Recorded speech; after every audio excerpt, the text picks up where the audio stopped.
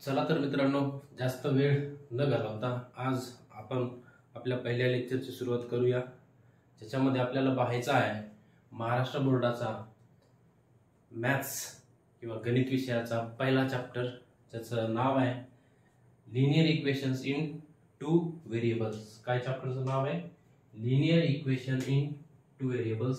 इथे चॅप्टर 1 आणि त्याचं नाव आहे linear equation in two variables. चॅप्टरचं नाव आहे linear equations in two variables. Linear equations in two variables, ज्याला मराठीमध्ये आपण म्हणू दोन चलांमधील एक रेषीय समीकरणे. मराठीमध्ये याला काय म्हणायचं? दोन चलांमधील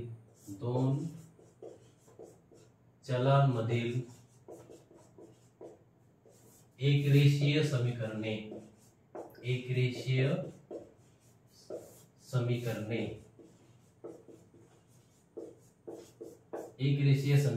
इथे बघा, या ठिकाणी बघा, लिनियर म्हणजे एक रेषीय, इक्वेशन्स म्हणजे समीकरणे, टू व्हेरिएबल्स दोन, व्हेरिएबल्स म्हणजे चल म्हणजे काय असतं? चल म्हणजे त्याची किंमत बदलते. काय बदलते? किंमत, व्हॅल्यू बदलत राहते. त्याला काय म्हणायचं? चल किंवा व्हेरिएबल. व्हॅरी म्हणजे काय होणे? बदल होणे. म्हणून त्याला म्हणायचं व्हेरिएबल. आता किती व्हेरिएबल आहे त्याच्यामध्ये? दोन व्हेरिएबल आहेत.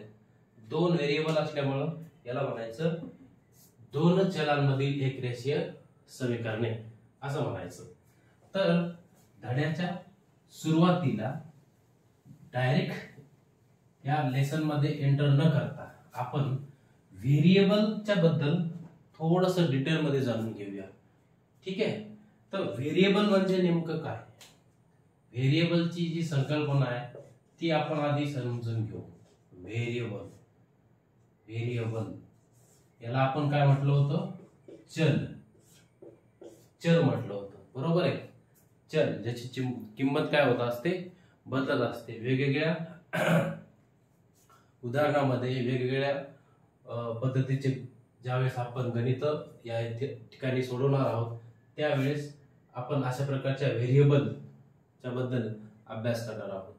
तर व्हेरिएबलचे साधारणपणे त्याचे प्रकार भरपूर असतात, परंतु साधारणपणे व्हेरिएबलचे स्टॅटिस्टिक्स आणि मॅथमॅटिक्स मध्ये दोन प्रकार आपण कन्सिडर करत असतो. ते दोन प्रकार कोणते? तर ते दोन प्रकार आपण या ठिकाणी बघणार आहोत.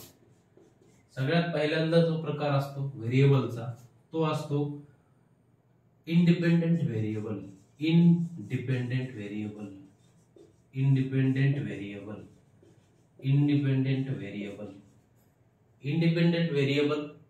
जे की स्वतःची किंमत ज्याला आपण देतो, आपण त्याची किंमत ठेवतो. एखादं गणितीय इक्वेशन आहे त्याच्यामध्ये आपण काय करतोय?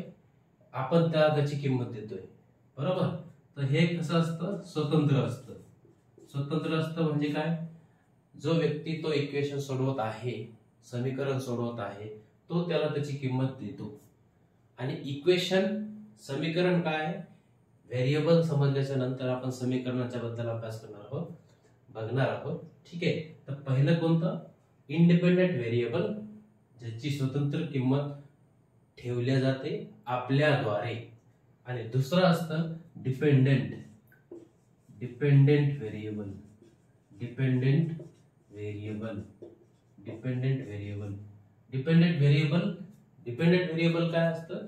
ज्याची किंमत इंडिपेंडेंट व्हेरिएबलवर अवलंबून असते. डिपेंडेंटची किंमत आपण काय करतो? काढतो. ठीक आहे? हे कशावर डिपेंड असतं? Depend on independent variable. Depend on independent variable, independent, depend on independent variable. तर व्हेरिएबलचे दोन प्रकार, इंडिपेंडेंट व्हेरिएबल, डिपेंडेंट व्हेरिएबल. खूप साऱ्या पुस्तकांमध्ये तुम्हाला काय मिळणार आहे, इंडिपेंडेंट व्हेरिएबल आणि डिपेंडेंट व्हेरिएबल. डिपेंडेंट व्हेरिएबल तुम्हाला जनरली y ने डिनोट करताना मिळणार आहे. y या डिपेंडेंट व्हेरिएबलला आपण कशाने डिनोट करत असतो, जनरली y या लेटरने डिनोट करत असतो.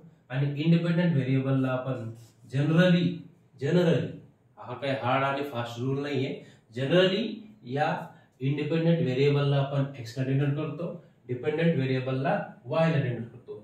साध्या सरळ भाषेत सांगायचं झालं, y आणि x यांचं एक समीकरण असतं आणि त्या समीकरणामध्ये आपण x ची व्हॅल्यू बदलत जातो, y ची व्हॅल्यू आपल्याला मिळत जाते. म्हणजे y हा x वर अवलंबून असतो.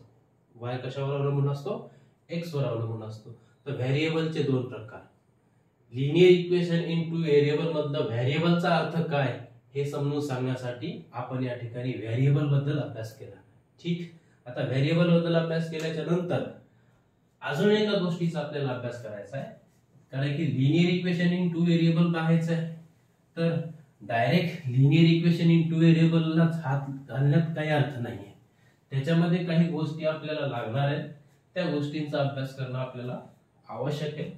तर व्हेरिएबल आपल्याला कळलं, डिपेंडेंट व्हेरिएबल आणि इंडिपेंडेंट व्हेरिएबल. तात्पुरता आपण याच्या ह्या दोन प्रकाराबद्दल अभ्यास केला, कारण की ह्या दोनच प्रकार आपल्याला या ठिकाणी लागणार आहेत. आता पुढचा जो मुद्दा आहे, जसं की आपण आपल्या थंबनेल मध्ये ठेवलेला आहे, त्याचं नाव आहे degree. Degree, degree of equation किंवा लिनियर इक्वेशन किंवा इक्वेशन म्हणू आपण त्याला.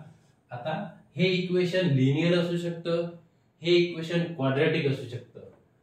ठीक आहे, म्हणजे ज्याचा घातांक, डिग्रीला आपण काय म्हणतो, घातांक, समीकरणाचा घातांक, समीकरणाचा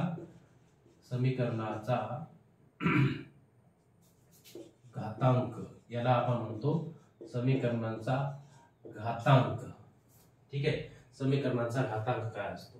समजा माझ्याकडे एक समीकरण आहे बघा, 2x power 3 plus 4x square plus 5x plus 2 equal to 0. हे माझ्याकडे एक समीकरण आहे. ठीक, तर या समीकरणामध्ये बघा व्हेरिएबल कोणता वापरला गेलेला आहे, x आणि x व्हेरिएबल वापरला गेलेला आहे.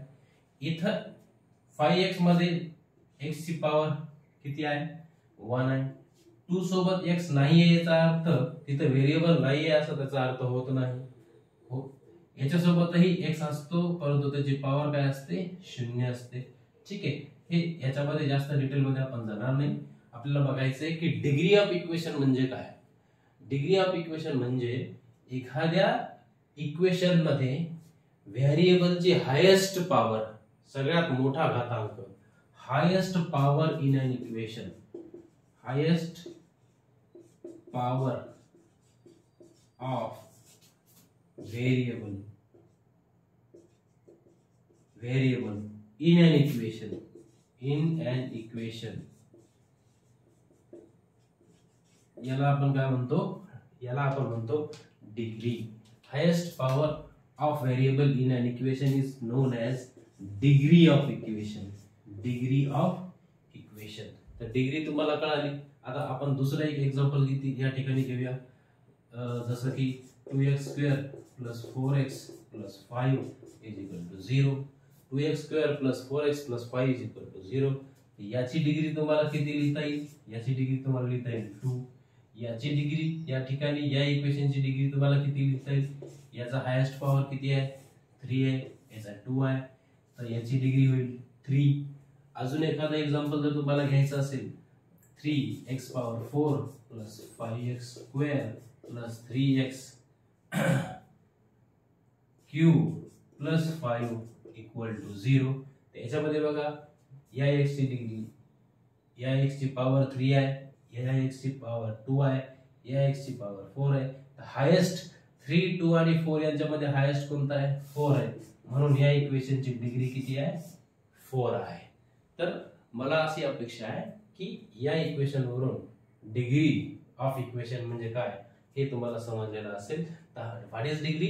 Highest power of variable in an equation. एखाद्या समीकरणामध्ये चलाचा जो सर्वात मोठा घातांक असतो, सर्वात मोठा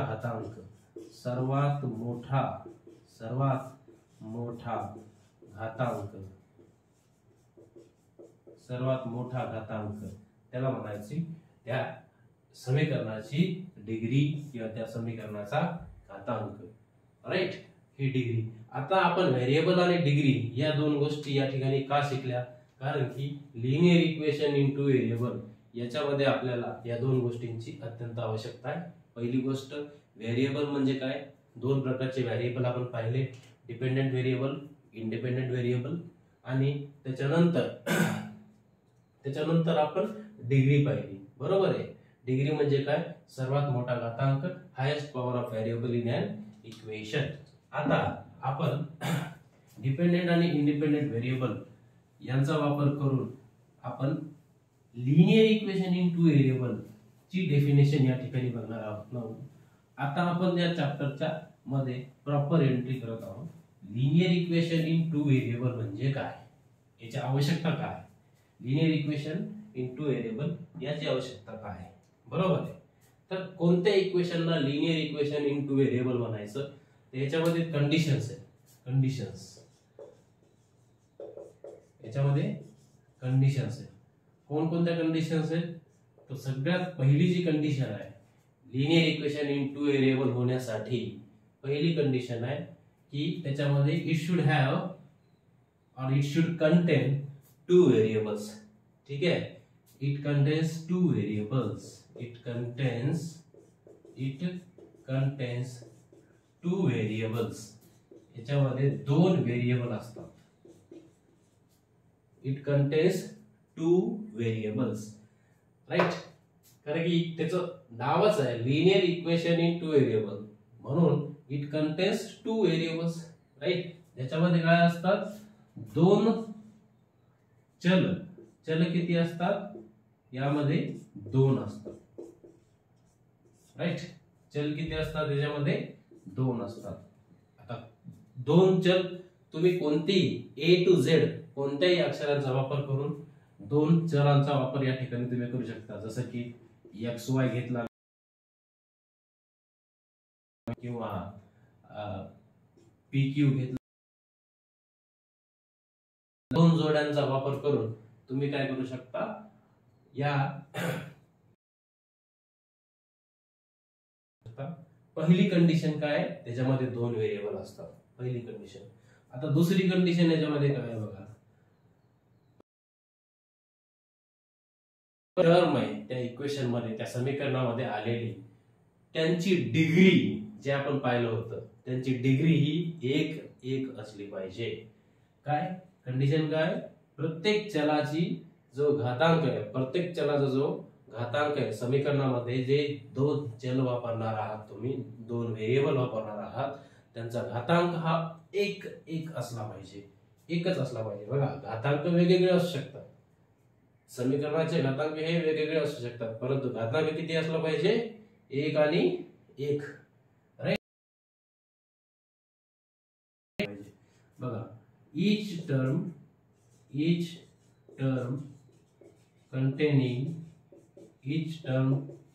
containing variable has degree as 1 पाहिजे. ठीक आहे. हे या दोन जर गोष्टी सॅटिस्फाय होत असतील तर त्याला म्हणायचं linear equation in two variables. त्याला काय म्हणायचं? Linear equation in two variables. जर असं नसेल, दोन व्हेरिएबल तर आहेत, परंतु एकाची डिग्री जी आहे ती एक नसून अशी वेगळी आहे. राईट. सपोज आता जनरल एक्झाम्पल लिहायचं असेल तर मी असं लिहू शकतो की 3x + 4y + 12 = 0. असं एक्झाम्पल मी सपोज लिहिलंय. तर बघा, इथं x ची पॉवर 1 आहे, y ची पॉवर 1 आहे, दोन व्हेरिएबल पण वापरले गेलेले आहेत. तर या इक्वेशनला मी काय म्हणणार? Linear equation in two variable म्हणणार. परंतु माझ्याकडे सपोज असं एक इक्वेशन आहे, x पॉवर हाफ आहे, x power half plus y equal to 4. यामध्ये बघा दोन चल आहेत, x आहे y आहे, परंतु x ची पॉवर किती आहे, हाफ आहे. आपल्याला पॉवर किती पाहिजे, 1 पाहिजे. म्हणजे हे काय आहे, हे linear equation in two variable नाही, राईट. हे equation linear equation in two variable आहे, राईट. तर आता याला मराठीमध्ये बघूया की दोन चल पाहिजेत. चल किती पाहिजे, 2. आणि दोन्ही चलांचा जो घातांक आहे, घातांक 1 पाहिजे. चलांचा घातांक किती पाहिजे, चलांचा घातांक जो आहे तो पाहिजे 1. चलांचा घातांक किती पाहिजे, 1 पाहिजे, बरोबर, राईट. आणि हे त्याचे उदाहरण आहे. आता या लिनियर इक्वेशन इनटू व्हेरिएबलचा एक जनरल फॉर्म सुद्धा आहे, जनरल फॉर्म, राईट. तो जनरल फॉर्म ज्यावेळेस तुम्हाला नोट्स वगैरे काही लिहून घ्यायचे असतील तर व्हिडिओला पॉज करून याला घेऊ शकता. आपल्याला फास्ट लेक्चर, फास्ट म्हणजे जास्त फास्ट नाही, खूप डिटेल मध्ये मी तुमचं प्रत्येक मुद्दा घेत आहे. परंतु ज्यावेळेस तुम्हाला हे लिहायचं असेल तर व्हिडिओला पॉज करून तुम्ही या नोट्स लिहू शकता, ठीक आहे, राईट. आता याचा जनरल फॉर्म पाहूया आपण. Let us see the general form of linear equation in two variables. General form of linear equation in two variables. चला याचा जनरल फॉर्म काय, जनरल फॉर्म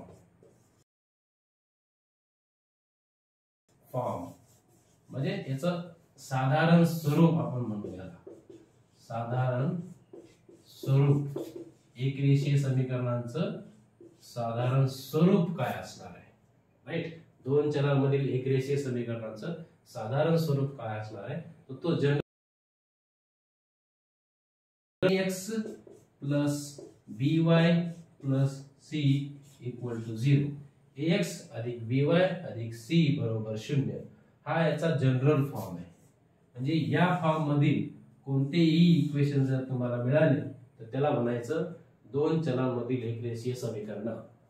ax अधिक by अधिक c और ax plus by plus c equal to 0. अशा प्रकारचं कोणतं equation in two variables. इथं बघा या ठिकाणी x आणि y दोन व्हेरिएबल आहेत, त्या ठिकाणी त्यांच्या पॉवर 1 आणि 1 आहे. अजून एक कंडिशन आहे याच्यामध्ये, हे a b आणि c हे काय आहे, a b c काय आहे, तर a b c हे रियल नंबर आहेत. वेअर याला आपण कंडिशन देऊ शकतो, where a, b and c are real numbers. हे कसे आहेत, रियल नंबर आहेत. रियल नंबर म्हणजे काय, खऱ्या संख्या. कशा, खऱ्या संख्या. खऱ्या संख्या म्हणजे काय, ज्यांना तुम्ही संख्या रेषेवर ठेवू शकता. इन्फिनिटी पर्यंत जेवढे नंबर तुम्ही लिहू शकता त्या सगळ्यांना काय म्हणायचं, खऱ्या संख्या. खऱ्या संख्या, परिमेय आणि अपरिमेय संख्यांचा संच यांना म्हणायचं काय, खऱ्या संख्या. तर ए बी आणि ठीक आहे सी हे जे काय, ए बी आणि सी हे काय, रियल नंबर आहे, खऱ्या संख्या. कंडिशन याच्यामध्ये आहे ए आणि बी एकाच वेळेस 0 होऊ शकणार नाही. काय, ए and b are not zero, he condition important आहे. a and b are not zero कधी, at the same time.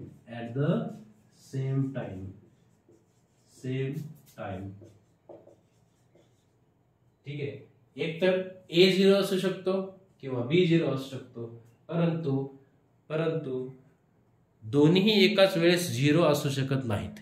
दोन्ही एकाच वेळेस 0 असू शकत नाहीत. तर a and b are real, a b and c are, ठीक आहे, या ठिकाणी c आर रियल नंबर्स, ठीक आहे, आणि a and b are not ax plus by plus c equal to 0 हा याचा जनरल फॉर्म आहे आणि a आणि b हे a आणि b एकाच वेळी शून्य नसतात ठीक आहे राईट. एकतर a ही एकाच वेळेस जर शून्य असले तर मग या इक्वेशनला काही अर्थच उरणार नाही ठीक आहे. तर हा याचा जनरल फॉर्म आहे कोणाचा general equation in two variables याचा हा जनरल फॉर्म आहे. चला लेक्चरचा पुढचा मुद्दा आपण पाहूया सायमल्टेनियस इक्वेशन्स म्हणजे काय. सायमल्टेनियस इक्वेशन्स ठीक आहे. तर आता बघूया नेक्स्ट मुद्दा आजच्या लेक्चरचा सायमल्टेनियस इक्वेशन्स. बघा simultaneous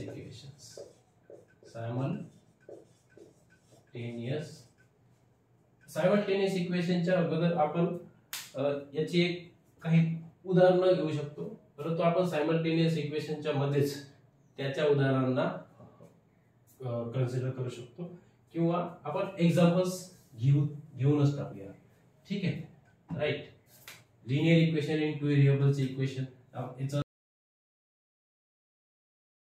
plus by plus c is equal to 0.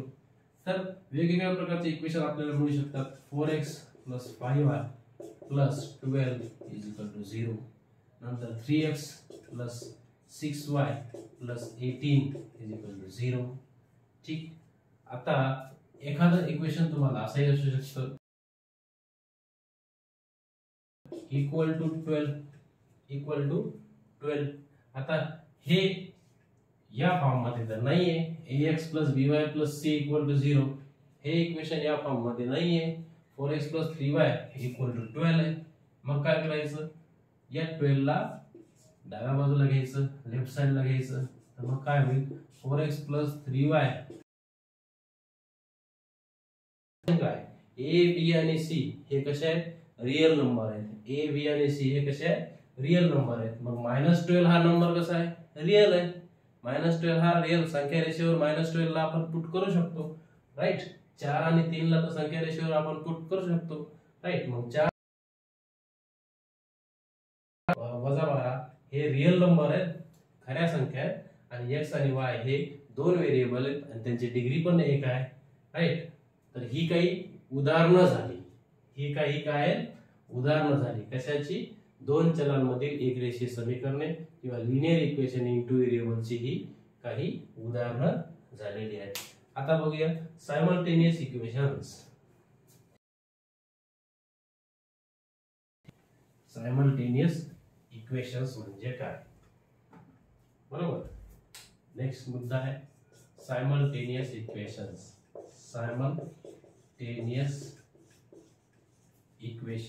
किंवा सायमल्टेनियस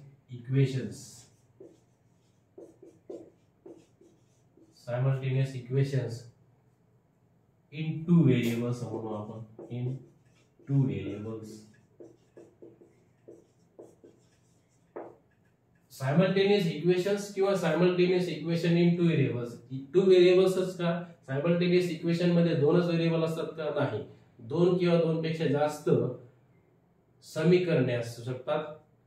फक्त कंडिशन एक आहे याच्यासाठी की दोन्ही इक्वेशन मध्ये तेच व्हेरिएबल वापरले जाणार बरोबर आहे. याला म्हणतात समांतर समीकरणे. मराठीमध्ये याला म्हणतात समांतर समीकरणे. आता हे simultaneous equation in two variable मध्ये काय आवश्यक आहे याच्यामध्ये आवश्यक आहे की ते आणि दोन्ही मध्ये चल तेच पाहिजे. काय कंडिशन आहे त्यांची चल.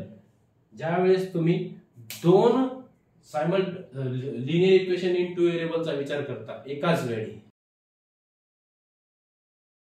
सेम व्हेरिएबल असलेल्या लिनियर इक्वेशन इन टू व्हेरिएबलचा विचार करता त्यावेळेस तशा इक्वेशनना सायमल्टेनियस इक्वेशन म्हणतात. काय when we think when we think of linear equation in two variable, linear equation in two variables having same set of variables, then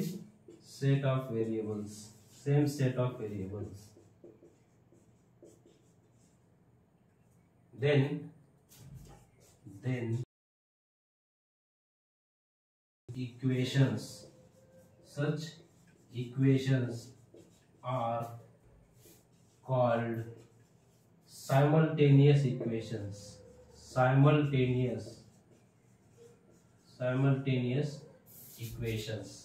अशा इक्वेशन्सला आपण काय म्हणतो? सायमल्टेनियस इक्वेशन्स म्हणतो. बरोबर? म्हणजे दोन इक्वेशन आहेत आणि दोन इक्वेशन मध्ये व्हेरिएबल तेच वापरलेले आहेत. म्हणजे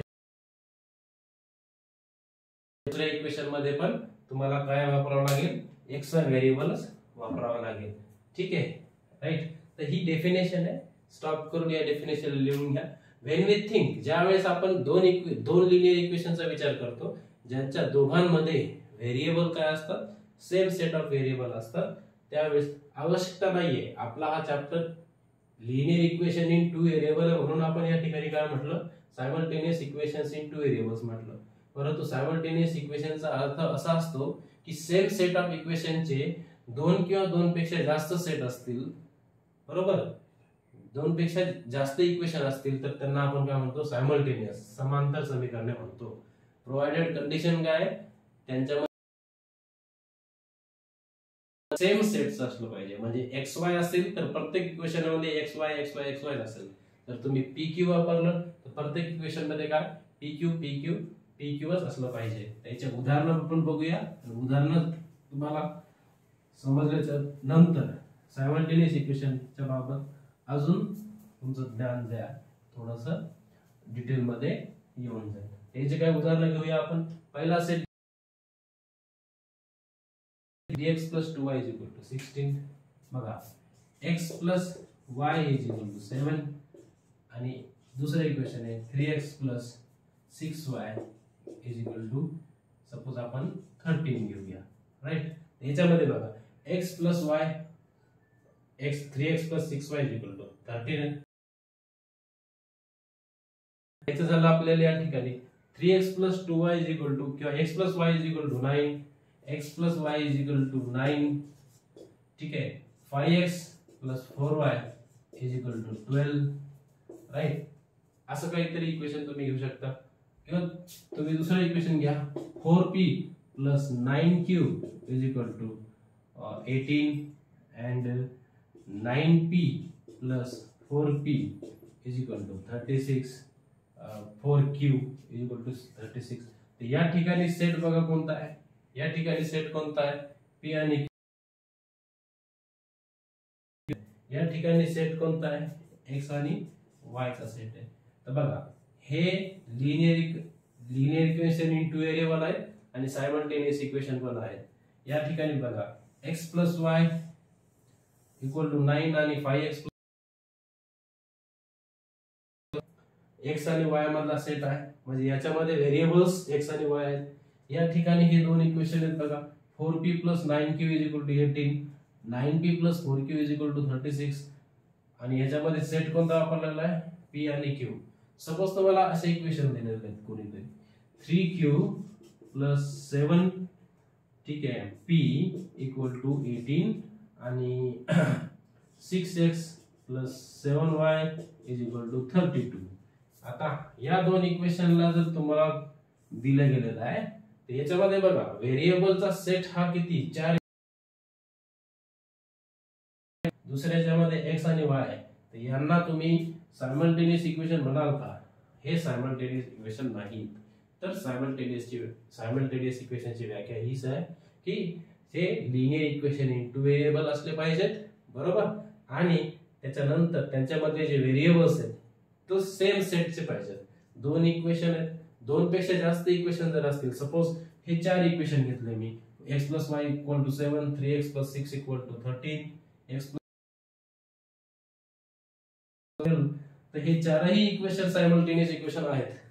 चारही इक्वेशन सायमल्टेनियस इक्वेशन आहेत कारण की यांच्यामध्ये x आणि y हा सेट वापरलेला आहे. तसंच 4p + 9q = 18, 9p + 4q = 36 हा pq सेट मधला सायमल्टेनियस इक्वेशनचा संच आहे. परंतु हा जो आहे चौथा 3 + 7y = 32 हा सायमल्टेनियस इक्वेशनचा संच नाही. आशा आहे तुम्हाला या ठिकाणी linear equation in two variable मध्ये आपण सगळ्यात पहिल्यांदा काय पाहिलं?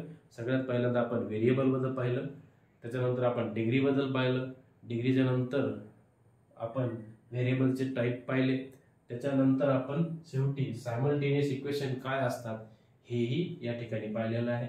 आशा आहे आपल्याला हा जो चॅप्टरची सुरुवात